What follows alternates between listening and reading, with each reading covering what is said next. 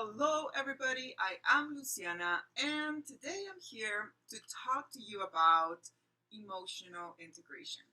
If you follow me on social media, I talk a lot about emotional integration, and maybe some of you still have no idea what that is, but I want to share with you a little bit about it, and I want to share with you specifically why I call it my saving grace, because it truly transformed my life. So emotional integration, as I'm going to explain to you what it means, I want you to be open to the idea that there are many ways that we can practice emotional integration um, without calling it specifically that.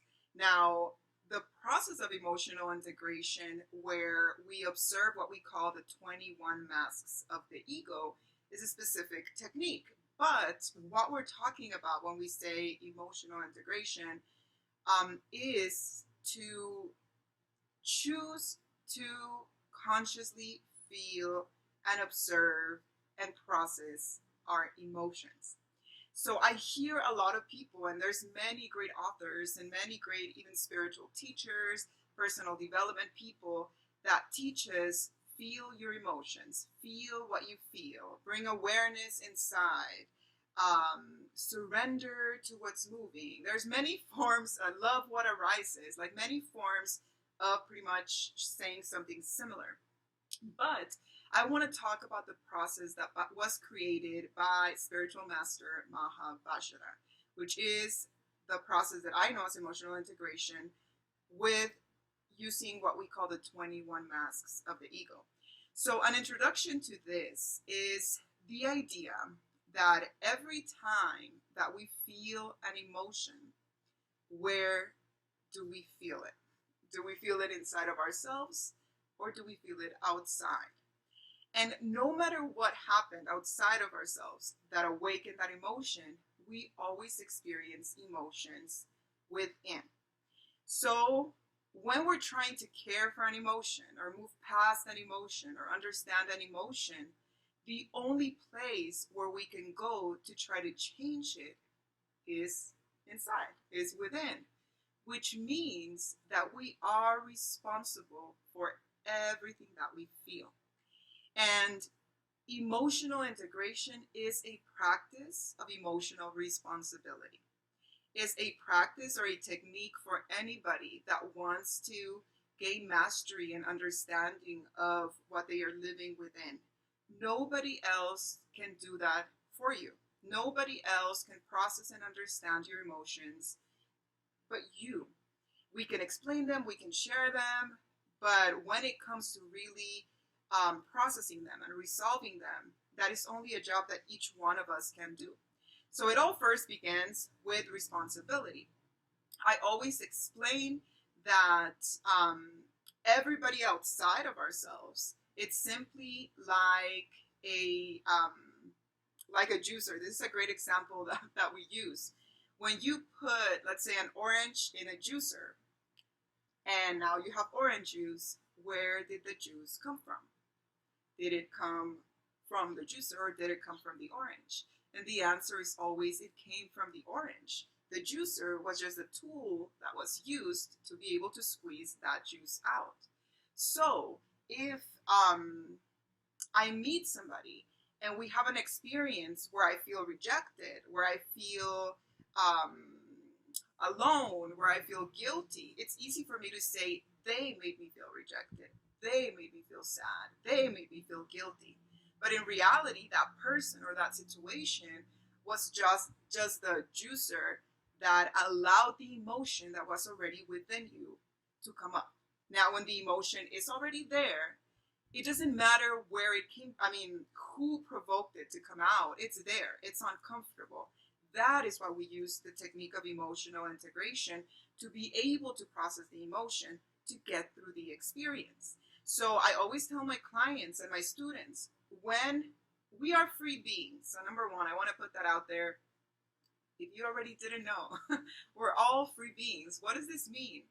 We have the right to live our lives however we want to. So if we want to live our lives blaming everybody for our pain until the day we die, we can totally do that, because nobody else can tell you how to live your life in that way. Now, the reality is, and if any of you have any kind of experience with life, you know that blaming does not make the emotion go away. It does not make you feel better. So no matter how much we project and blame our emotion outside, at the end of the day, at some point, it just continues to hurt. It just continues to awaken suffering, and it leads to unhappiness. And that is why many of us at some point say, okay, no more. I want to take charge of what I'm feeling within, even when it is uncomfortable. So the practice in itself is actually a simple technique. Sometimes when people start hearing about what emotional integration is, they're like, oh my God, I can't wait to hear the secret. And a lot of you have heard me talk about this already way before with some of my other videos. To feel your emotions, the first step is to go within. How can we pay attention within? Simple. Bring your attention to your breath. Even as you're watching this video here with me, just take a deep breath. Pay attention to your breath. Pay attention to how your abdomen rises and it falls with each breath. What you will notice when you bring your attention to your breath for a while is that you naturally begin to feel more present in your body. You feel more present. It's what we begin to inhabit our physical body. Why would you want to do that? Because we already talked about that you experience emotions inside. So you can't be outside of yourself to be able to access the emotion. You have to be willing to be here, to be present. And then you allow yourself to connect with the emotion. What am I feeling at this moment? If I'm feeling peaceful and joyful, well, feel that peace and that joy. But if what you're actually feeling is that you're afraid, if you're feeling ashamed, even of the fact that you're allowing yourself to be honest and vulnerable with your emotions, if you are feeling a sense of like a resistance, a fight, like you need to defend yourself, if you're feeling irritated, if you're feeling disappointed, if you're feeling sad or alone or rejected or guilty or whatever it may be that you're feeling at that moment, you don't push it away. You don't blame it on anybody else, not even yourself. You simply surrender, breathe, you feel, and you become the observer of that emotion. You begin to accept it for what it is. Sometimes emotions are very physical, so you may feel a little bit of a tension in your chest. You may feel like something here in your throat. You may feel pressure on your head. You may feel a heaviness in your stomach.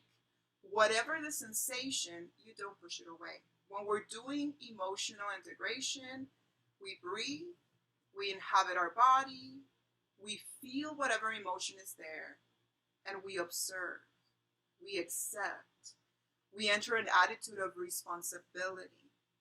We may not know why it happened. We may not know how long we may have to sit in that emotion, but we simply accept in order to empower ourselves.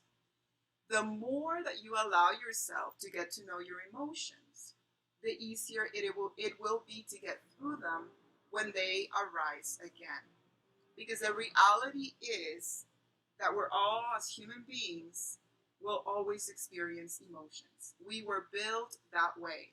I always said we have lungs, we have a liver, we have blood in our veins, we have emotions, we have eyes, just something else in the list of things that come with being a human. So it's not a matter of thinking that you will never again feel sad or that you will never again feel rejected or alone. But what emotional integration does for you is that it becomes easier to get through the emotion.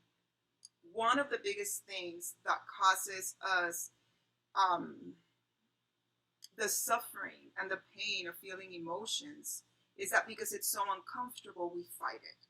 So we're in this constant fight of why am I anxious? Oh no, or why am I afraid? Why am I rejected? Who's at fault? And all of that is tiring and is draining to our physical body, to our mind, to our emotions. When we do emotional integration, the way that I resist, the way that I explain this is that most of the time when we feel emotions, we're resisting. And emotional integration to me means like you're finally taking a deep breath, and that tense pressure, that suffering, that emotion begins to relax. Maybe it doesn't go away completely the first time you sit down to feel your emotions, but you will find some sort of relief because you're taking charge, because it's an act of love towards yourself. So that is the basic explanation of emotional integration. Now, I explained to you also how in the Maha Vajra tradition, we use emotional integration using what we call the 21 masks of the ego.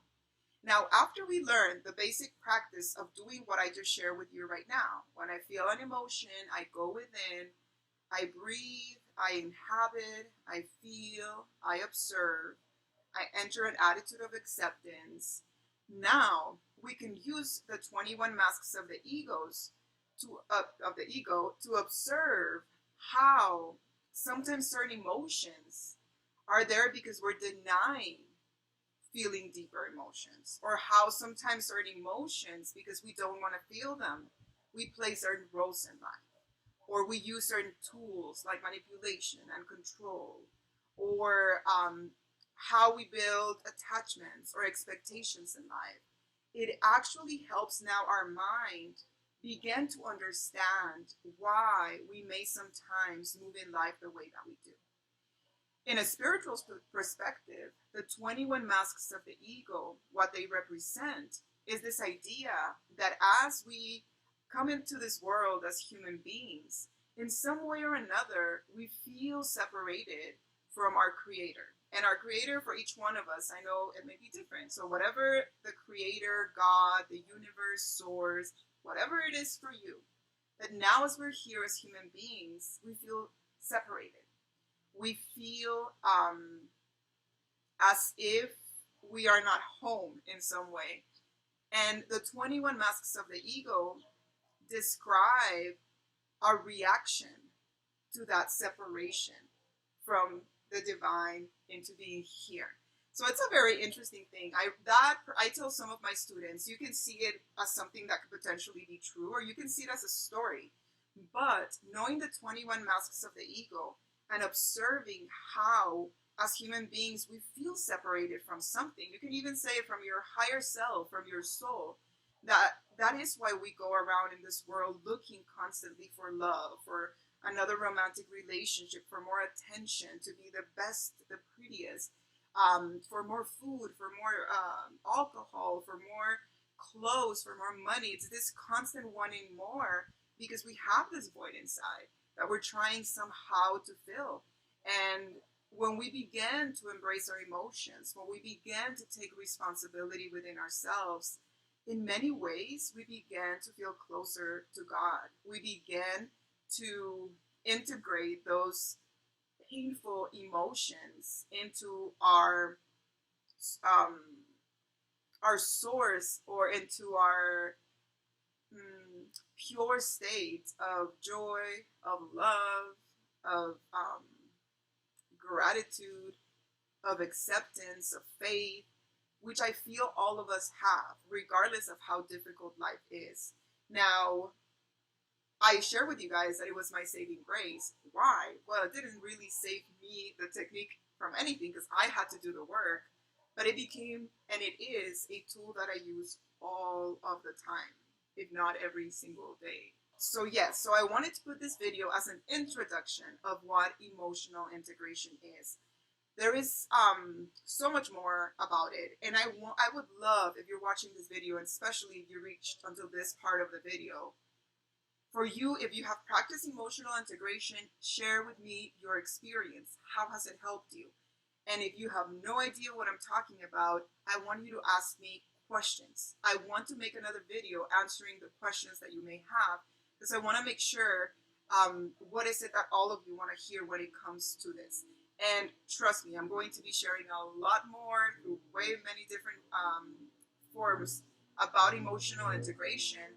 But this is my way of giving you this introduction. But anyways, I hope that everybody's having a beautiful day. I hope that this was helpful in some way. Know that whatever you're going through, you're not going through it alone. There are many of us out here also trying to do our best. And in this case, if you ever need support, don't hesitate in reaching out. And I really hope you have a beautiful, beautiful day. And we'll talk soon. Bye bye.